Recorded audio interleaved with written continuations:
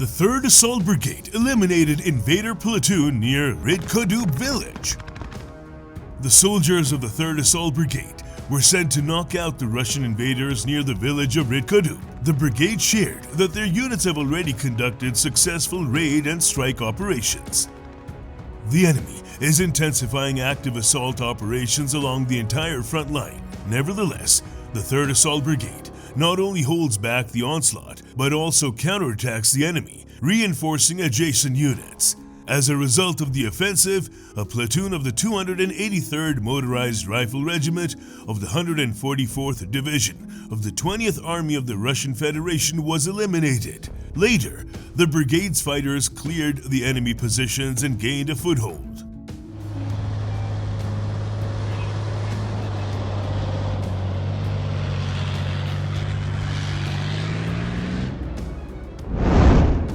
The efforts of the 3rd Company of Karakurt Colony of the 2nd Mechanized Battalion improved the tactical position of Ukrainian forces in the area.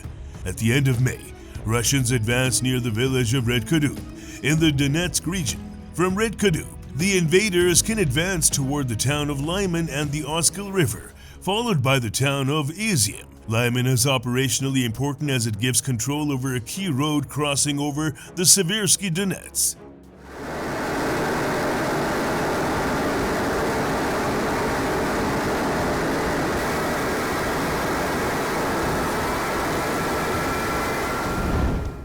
Recently, there are interesting updates from the Kupiansk direction. The strategic battle of Kupiansk is unfolding as Russian forces intensify efforts to cross the Oskil River and encircle the city, hoping to shift momentum in their favor. Yet, despite repeated assaults and tactical shifts, their advance remains stalled, trapped in a deadly fire pocket, crippled by logistics, and methodically dismantled by a patient and lethal Ukrainian defense.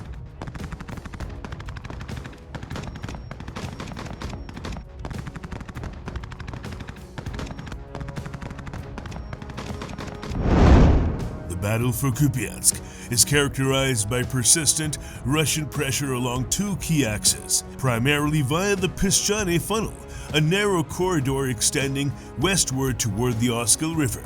Here, Russian units attempt to widen their area of control, aiming to solidify positions near the river banks and save themselves from the deadly Ukrainian fire from three sides.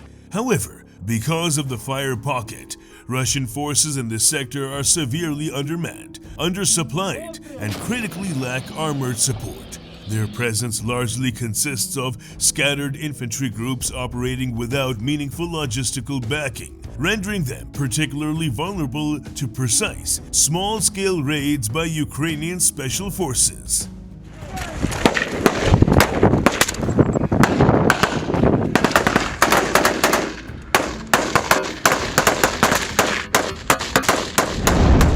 Ukrainian forces, employing a robust active defense, maintain continuous pressure in an active defense, conducting raids with special forces teams to take prisoners, obtain mission-critical intelligence, and disrupt Russian force gathering efforts.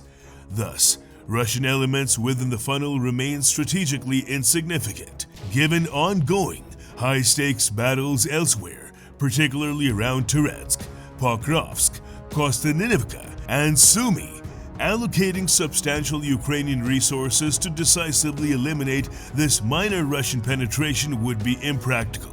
Additionally, pushing Russian forces back here would inadvertently shorten their overextended supply lines, unintentionally improving their logistical conditions. Therefore, Ukraine's current strategy of containment and attrition effectively drains Russian manpower without compromising Ukrainian resources.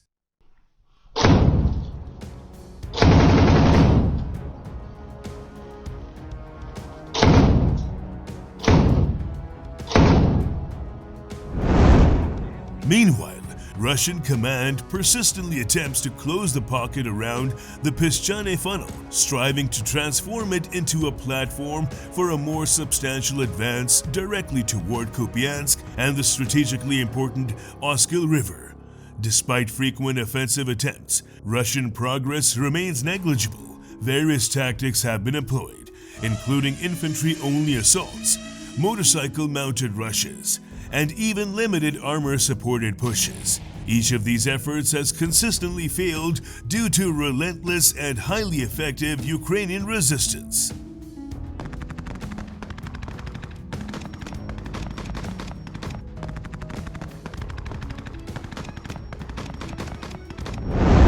Over several months, Russian forces have sought to widen the funnel's eastern flank to alleviate the concentrated Ukrainian fire pocket. Despite their efforts, Russians have managed to widen only half the funnel, achieving little practical advantage. Consequently, this maintains a position that the Russian funnel itself presents no immediate strategic threat, as Russian forces continue to scatter valuable combat resources without achieving any operational breakthrough toward Kupiansk.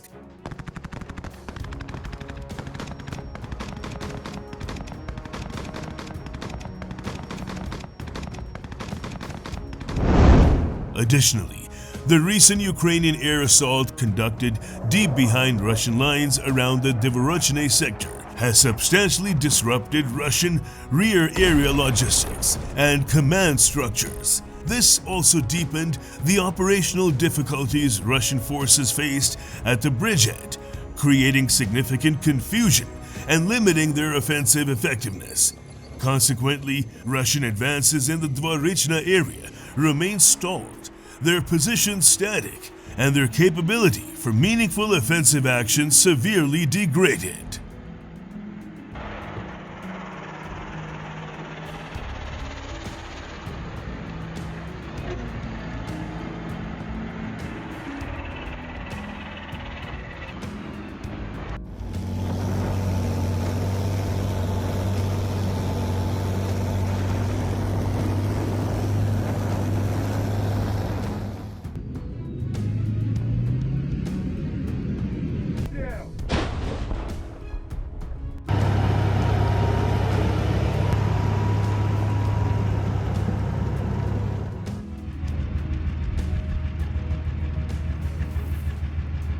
Огонь!